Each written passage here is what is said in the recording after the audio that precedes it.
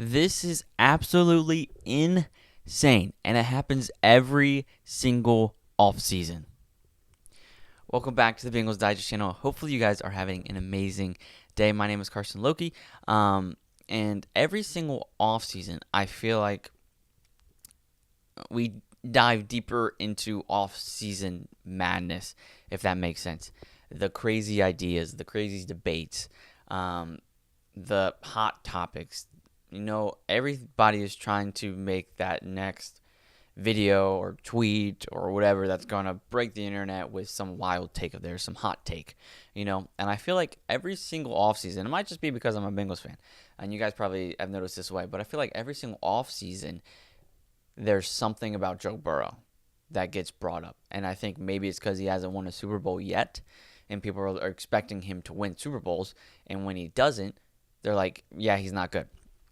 Every offseason, it's always, all right, it's always a debate of who's the best quarterbacks, And in my personal opinion, I have a list, but I also don't really think it matters. I think what's more relevant is the tiers. So obviously right away, I have Joe Burrow in tier 1. I think he's a tier 1 quarterback in the league. Or if you want to go like tier S, tier A, all that, he's a tier S quarterback. If you don't know what that means, tier S is the absolute best you can get. And I think right now there's only 4 tier S quarterbacks in the league. I think that's Patrick Mahomes, obviously. I think that's Josh Allen, Lamar Jackson, and Joe Burrow. And then if you go to tier A, I think a name that pops up like a Jalen Hurts would be in a tier, like just right below him. But every single offseason, it's always this debate about Joe Burrow and whether he's actually a good quarterback or not. And he always gets, fans say he gets these excuses of he has the weapons. He has Jamar Chase. He has T. Higgins. And in my case, I'm like, well, both of them are elite talents. So I'm like, Jamar Chase and T. Higgins, they have Joe Burrow. The reason they're as good as wide receivers as they are is because they have Joe Burrow throwing to them. And Joe Burrow is as good as a QB as he is because he's throwing to wide receivers like Jamar Chase and T. Higgins. I don't think it's either the wide receivers are good, so the quarterback's good, or the quarterback's good, so the wide receiver's good. Both of them make each other better. So I think that argument is just thrown out the window immediately. They do the same thing with Brock Purdy. I don't think Brock Purdy is as good as Joe Burrow, but I don't think he's terrible, and I don't think the only reason he led his team to a Super Bowl was because of his weapons. You got to be a good quarterback to lead your team to a Super Bowl, at least a little bit. So that argument, I think, is absolutely stupid. It makes no sense. You can't blame a guy because of the elite talent around him. Because if Joe Burrow actually sucked as a quarterback, it wouldn't matter who his wide receivers were. He would just suck anyways. And then always it's like the list again, and everybody's putting Justin Herbert over Joe Burrow.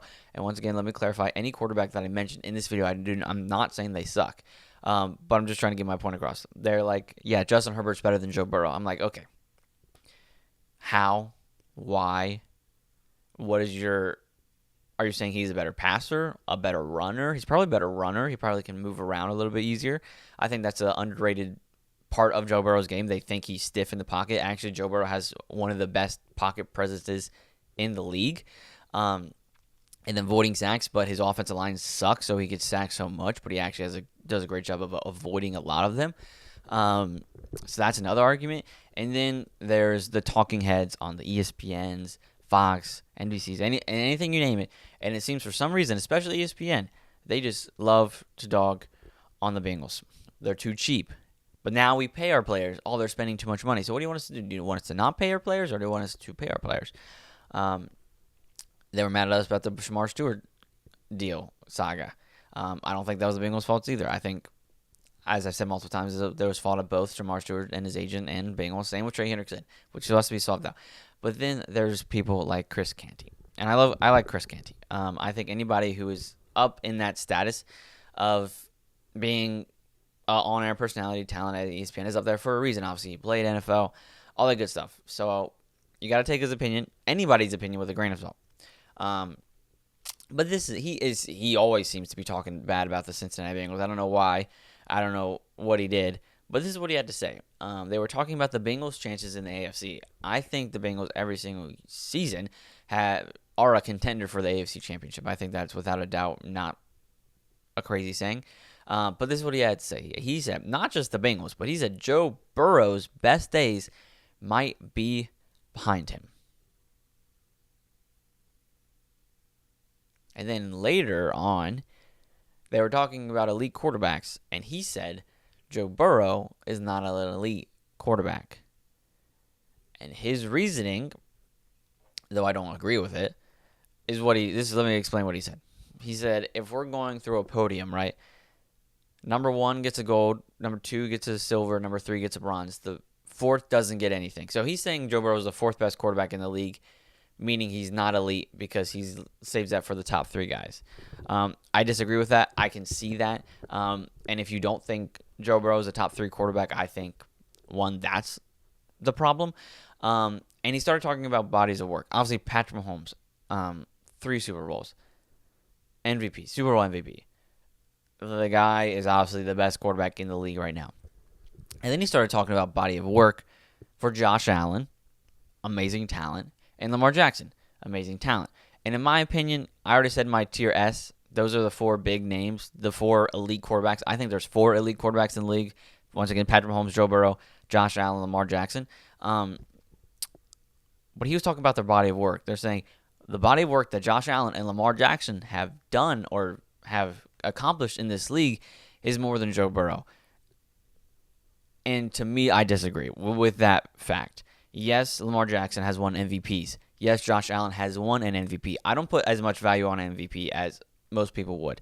One, I think it's a quarterback award, and it's a popularity contest. Think about Lamar Jackson, amazing talent, but he wins because he can run. That's not that's not a crazy thing to say. He wins because he can run. Josh Allen, kind of the same thing.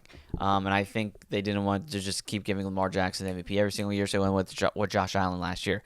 But if we're saying, out of the 4 big names, who's the most valuable to their team, which is what the award is called, most valuable player, Joe Burrow is the most valuable player to any of those 4 teams of any of the 4 big names. Patrick Mahomes with the Chiefs, Josh Allen with the Bills, Lamar Jackson with the Ravens, and Joe Burrow with the Bengals. Joe Burrow is the most valuable to his team. If you take all 4 of those quarterbacks off their team, the Bengals would be the worst. He is the most valuable to their team. And I don't have to go through the stats. You guys all know his stats.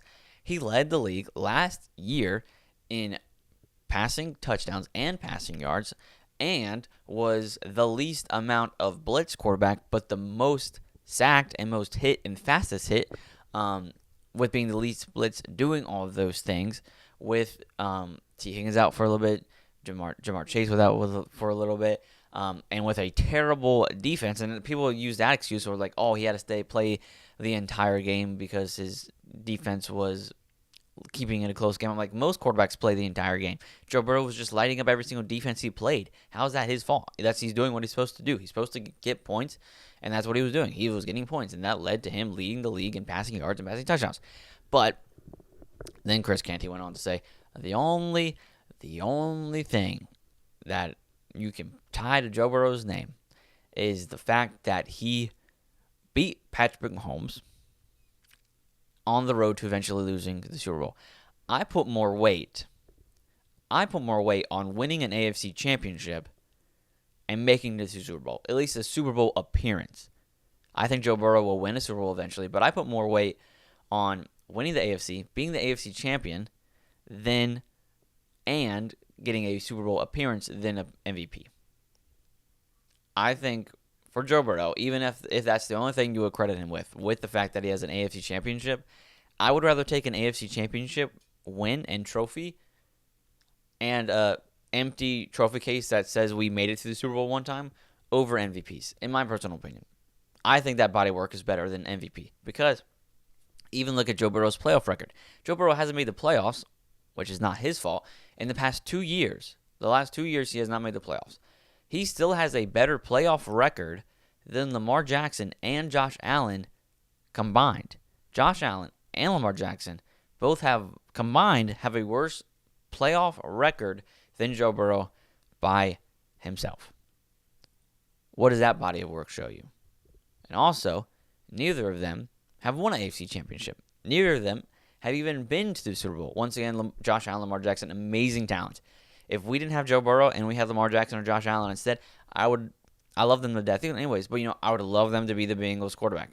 Not saying they're trash, but I'm just saying with that argument of the body of work, I think the AFC championship trophy, leading your team to an AFC championship when they had a mid-tier defense and one of the worst offensive lines in the league, winning an AFC championship with that team and at least getting them to the Super Bowl, I think that's a better body of work than a couple MVPs. Once again, let me clarify, I don't put a lot of weight into the MVP award. I think it's more of a popularity contest.